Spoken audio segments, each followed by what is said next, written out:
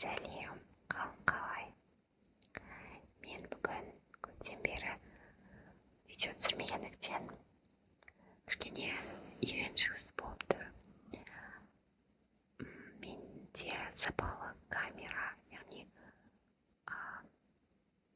жақсы камералы телефон және микрофонға мүмкіншілік болмағандықтан түсіруге деген құлшынысымды азайды деп айтсам болады. Бірақ қазір бастапқы барлық ASMR блогерлер бастағандай неге қарапайым осылай бар мүмкіндікпен түсіре бермеске деген ой келді. Сондықтан алдағы уақытта болатын видеоларға және осы бүгінгі осы салып жатқан видеома қолдау ретінде және жігерлендіру, ынталандыру мақсатында сіздер лайк және подписка жасасаңыздар мен үшін үлкен көмек болар еді. Сондықтан сіздерден қолдау күтемін.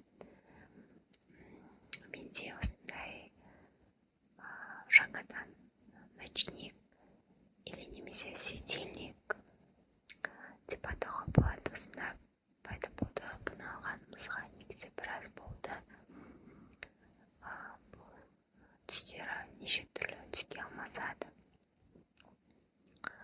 Және айналады да. Білмеймін, маған өте қатты ұнайды.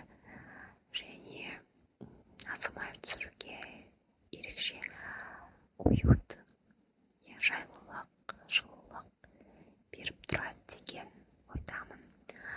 Сол себепті алдағы уақытта көрсететін боламын, қалай қосып алмастыруға болады.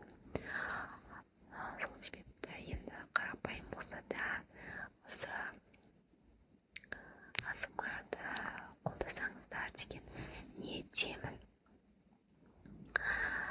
Білмеймін енді қандай алдағы уақытта жоспар құрып сол арқылы түсірсем деген ойдамын. Өйткені бір реттік жоспарға қоймасаң, мысалы кейінге қалдыра беру деген нәрсе болады.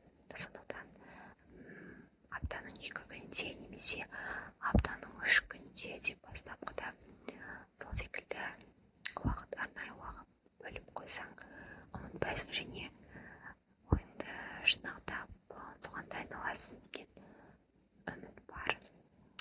Сол себепті және мендегі видеодағы немесе дауыстағы қандай да бір қателіктер болып жатса, сол туралы айтсаңыздар болады. Яғни ескертпе ретінде өзіме де